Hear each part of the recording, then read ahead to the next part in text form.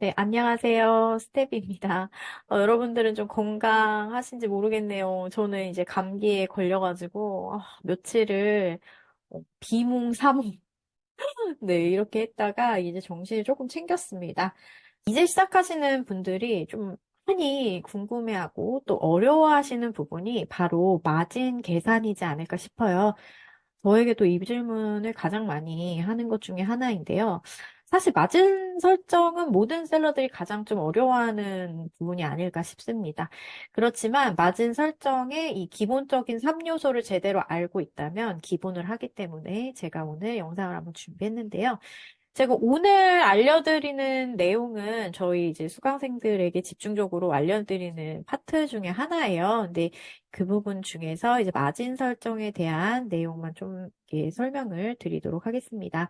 그만큼 좀 많은 분들이 확인하시고 좀 도움이 되었으면 좋겠는데요.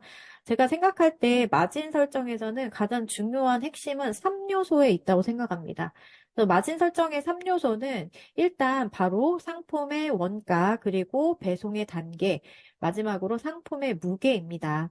그래서 먼저 상품의 원가를 먼저 말씀을 드리면 이 포함되는 사항이 상품을 구매할 때 사용되는 모든 비용을 말할 수가 있는데요. 예를 들면 상품을 구매할 땐 한 개를 구매하게 되면 착불 배송비가 뭐 3,000원 정도 발생을 한다. 이렇게 가정을 한다면 그 배송비까지 상품의 원가로 더해줘야 됩니다. 한 그런 경우에는 상품을 2개 주문하게 되면 무료로 배송을 받을 수가 있기 때문에 착불 배송비를 아낄 수가 있겠죠.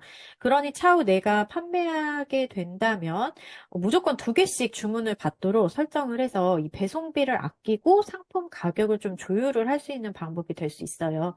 혹은 상품 주문이 하나 들어오더라도 미리 하나를 추가로 구매를 하셔서 배송비를 아끼고 차후 다른 주문이 들어왔을 때 이 가지고 있던 제품을 발송해주는 방법도 있습니다. 이제 어떤 것이 합리적인지 결정을 하셔서 상품 원가를 정해보시면 좋을 것 같아요. 두 번째 중요한 거는 배송의 단계, 즉 배송 횟수입니다. 말 그대로 배송을 할 때 몇 번의 배송을 거쳐 가느냐인데요. 보통은 우리가 직접 배송을 하는 경우를 생각해 보면 직접 쇼피 지파지, 즉 두라로 발송을 하는 경우에는 한 번의 배송비만 부과가 될 겁니다. 하지만 우리가 지방에 거주하면서 주문 건수가 좀 적은 초보자인 경우에는 중간 업체, 즉 배송대행 업체를 사용하기 때문에 이거보다 조금 더 추가된 배송비가 적용이 될 겁니다. 그래서 이런 배송비들은 당연히 마진 설정을 할 때 넣어줘야 되는 건데요. 물론 내가 직접 발송을 할 때 생기는 배송비도 당연히 넣어주셔야 하고요. 대신에 우리가 그 직접 발송을 하는 경우에는 한 번에 여러 개를 합발송을 할 수가 있죠. 그래서 배송비를 조금 아껴볼 수가 있다. 근데 상품의 원가나 배송 횟수도 어느 정도 우리가 이제 예측은 가능한 사항이잖아요.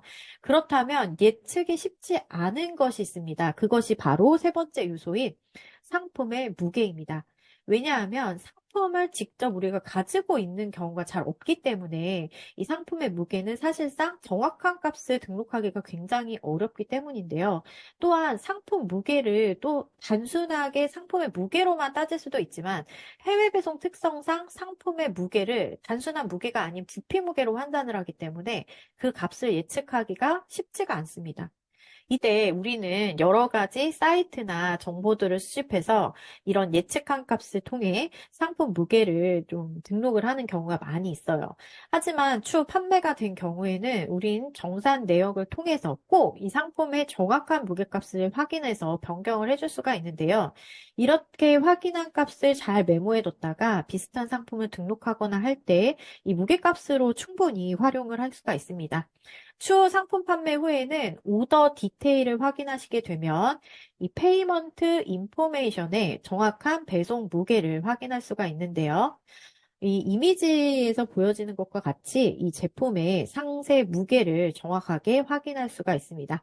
그렇다면 앞으로 이 상품의 크기와 비슷한 상품은 이 무게를 측정하거나 하실 때 편리하게 확인을 하실 수가 있겠죠? 혹은 같은 종류의 제품이라고 한다면 이 무게를 또 이런 식으로 활용해서 적용을 할 수가 있을 겁니다.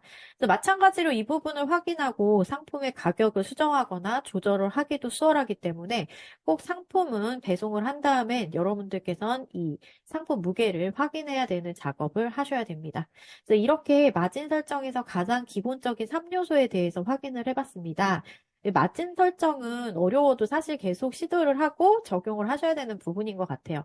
특히나 많은 분들이 뭐 마진 엑셀표라던가 이런 부분들을 여기저기에서 많이 확인을 하고 설정을 해보아도 이해가 되지 않는다, 어렵다 하시는 분들이 굉장히 많아요. 근데 마진 엑셀 자체는 사실상 본인들의 입맛에 맞춰서 저 같은 경우도 제가 보기 편한 방법으로 다 만들기 때문에 당연히 내가 직접 만든 게 아니라 어렵고 이해 안 되는 사항들이 굉장히 많습니다. 근데 그럼에도 불구하고 계속 많이 많이 설정해 보시다 보면은 나만의 법칙이 생기고 나만의 엑셀표 만드실 수가 있거든요. 그래서 일단은 많이 많이 네, 연습해 보라고 추천을 해드리고 싶습니다. 그래서 오늘 영상은 여기까지고요. 다음에 좀 더 또 도움이 되는 영상으로 돌아오도록 하겠습니다. 오늘도 시청해 주셔서 감사합니다.